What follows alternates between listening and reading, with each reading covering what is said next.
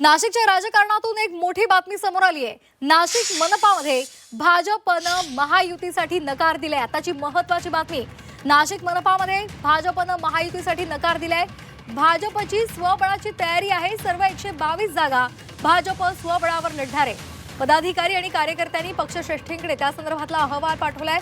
122 जागांसाठी 1100 इच्छुक उमेदवार आहेत आणि त्यामुळे या नाशिकमध्ये भाजपनं स्वतःची स्वबळाची तयारी सुरू केलेली आहे। सर्व 122 जागा भाजप स्वबळावरच लढणार आहे। त्यामुळे आता या संदर्भात काय प्रतिक्रिया येतात हे पाहणं महत्त्वाचं ठरणार आहे।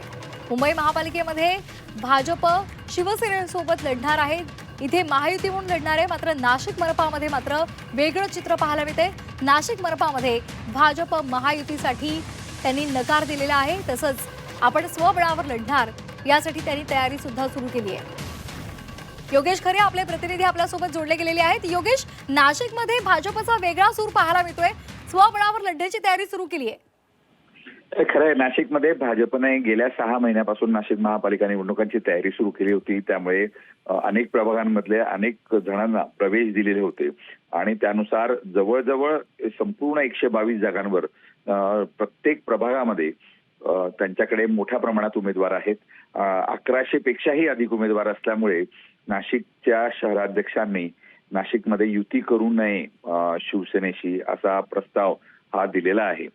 एकूणच जर युती झाली तर अनेक जण भाजप सोडून जाऊ शकतात आणि त्याचा परिणाम येणाऱ्या निवडणुकांवर होऊ शकतो किंवा नाराजी मोठ्या प्रमाणात पदाधिकाऱ्यांमध्ये आणि इच्छुकांमध्ये निर्माण होऊ शकते। या दृष्टिकोनातून त्यांनी हा प्रस्ताव पाठवलेला आहे। एका बाजूला शिवसेना युतीची तयारी करत आहे असं दाखवत असतानाच भाजपने असा प्रस्ताव दिल्यामुळे येणाऱ्या काळामध्ये नाशिकच्या राजकारणामध्ये मोठी खळबळ उडणार आहे।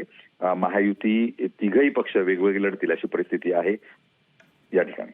अगदी धन्यवाद आपण दिलेल्या सविस्तर माहितीसाठी। तर भाजपनं नाशिकमध्ये स्वबळावर लढण्याची तयारी सुरू केलेली आहे। त्यामुळे या संदर्भात आता वरिष्ठ नेते काय म्हणतात, त्यांच्या काय प्रतिक्रिया समोर येतात हेही पाहणं गरजेचं आहे।